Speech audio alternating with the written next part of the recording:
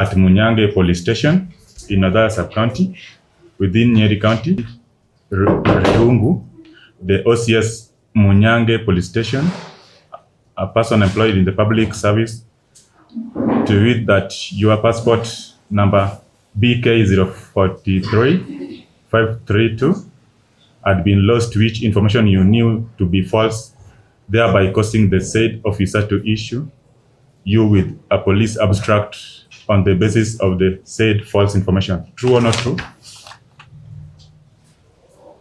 Is it true or not true?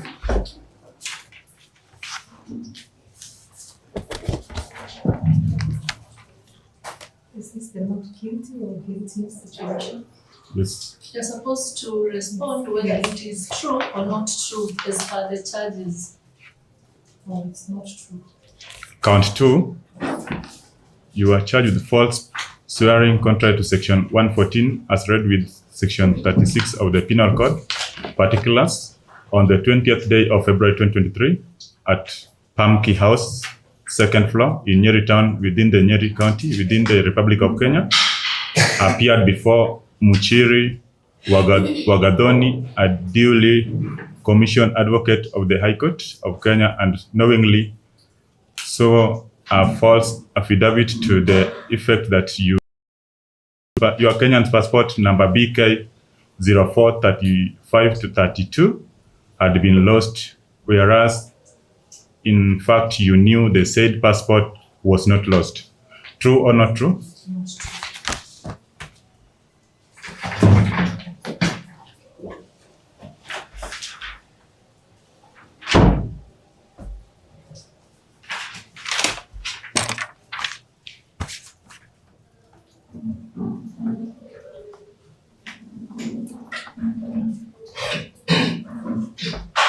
My lady, with your kind permission.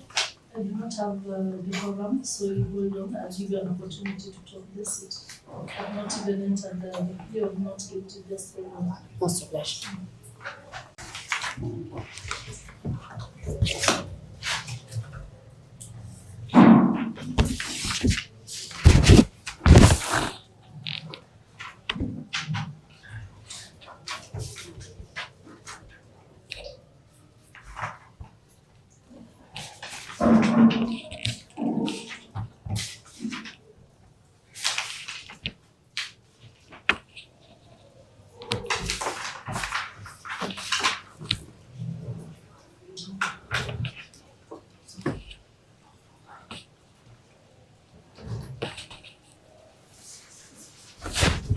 You have not guilty entered in both counts. You can introduce yourself.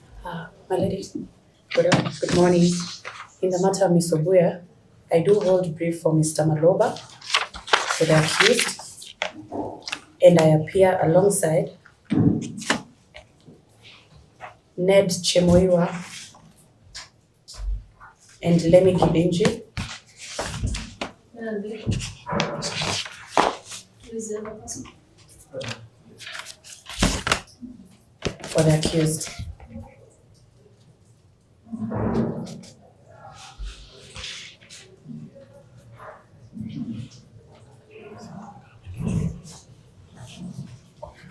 My lady, we take note that this was an ambush. You were shocked at the manner in which you are dressed. Yes, my lady, apologies to the court. Aware that our client was in court when we were already in the offices. We did not know. Before the court. My lady, we seek for your indulgence to address court. You can't address me certainly without time. Unless I give you time to dress up, then you come back. Prosecutor? And probably in the interest of justice, Or you just request on their behalf that we proceed. they be allowed just for thank you so much. So I need one person to submit. I cannot Yes. allow the three of you.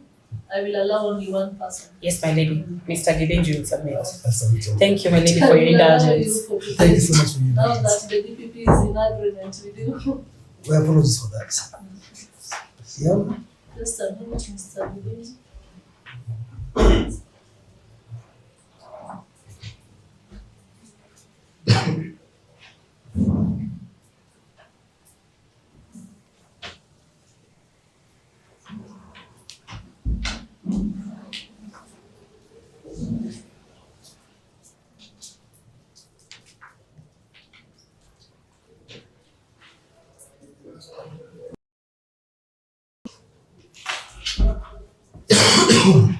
Proceed. I will introduce myself. My name is Lenny Gidenji. I do hold brief for Mr. Conrad Maloba for the accused person. You can sit. Yes, yes. I do seek to make an application for bail.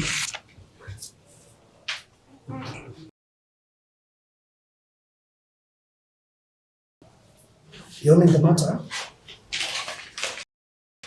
it's prudent to note that it's a misdemeanor. I also want to point out that the accused is currently in remand at the Langata Women's different case.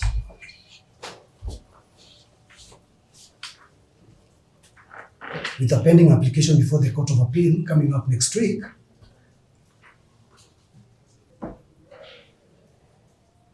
Application for Bail.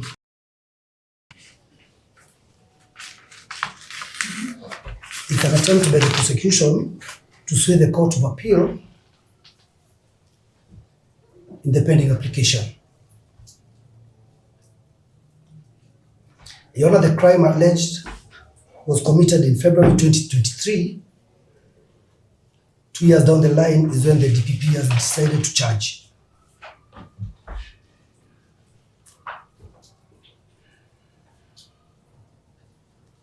For those reasons, we do pray for favorable bail terms.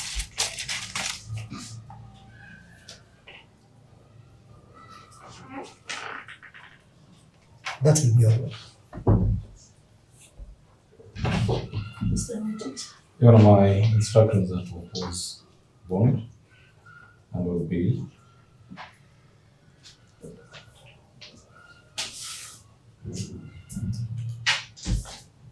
The main reason being that, as the defense has clearly informed this court, there is a decision by a superior court, the High Court in criminal case number E01 2025.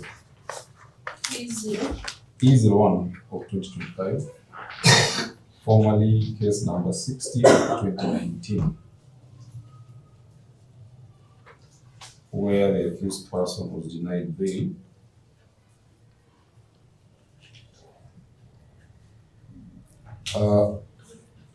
for this court or any other court to alter that position, it has to be shown that the circumstances have since changed, which you submit has not happened. It also would be necessary that the court be informed of a successful appeal setting aside or discharging such orders, which has also not happened. The defense has only alleged the existence of an appeal to that decision, but has not facilitated this court or provided this court with a proper citation for the court to be able to confirm that actually an appeal against that decision exists. As to whether the same will succeed or not is another subject for debate.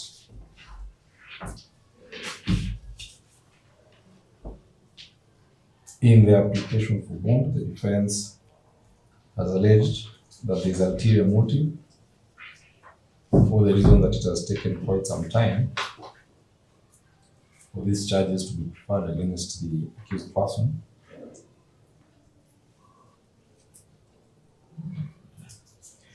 These charges were only approved this week by the Office of the Director. The time taken for investigation is never limited. And for the Office of the Director to approve charges after investigations are complete, the IO has to avail all necessary evidence to be produced before court. There were challenges in accessing this evidence. And finally, when the same was made available to the Director of Public Prosecutions, the directions charge were made. A charge sheet was submitted to the office and the same was approved. These are the charges that have been read out to the accused person this morning. If these evidence had occurred or had been presented to the Director much earlier, the same would have been approved at that point in time.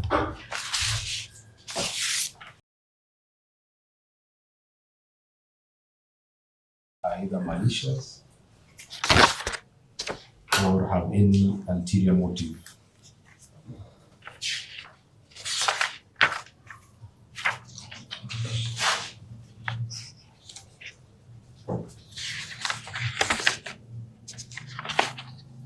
It goes without saying, Your Honor, that if an appeal actually currently exists and the same succeeds, will be open to argue one time before this court or the matter before this court. In the meantime, I humbly request that bail be denied and all that the arguments will be argued after the Court of Appeal has made its decision. On the bond terms in the matter before the High Court.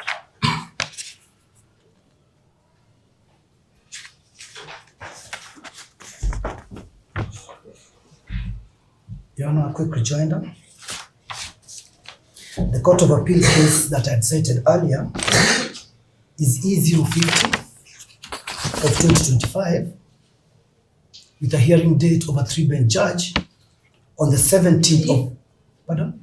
E0 50 of 2025 with a hearing date on the 17th of November 2025 with a 3-bench judge bench handling that case. Your Honor, also want to point out that bail is a constitutional right guaranteed by the Constitution. I reiterate that this is a misdemeanor and there is no reason to deny bail.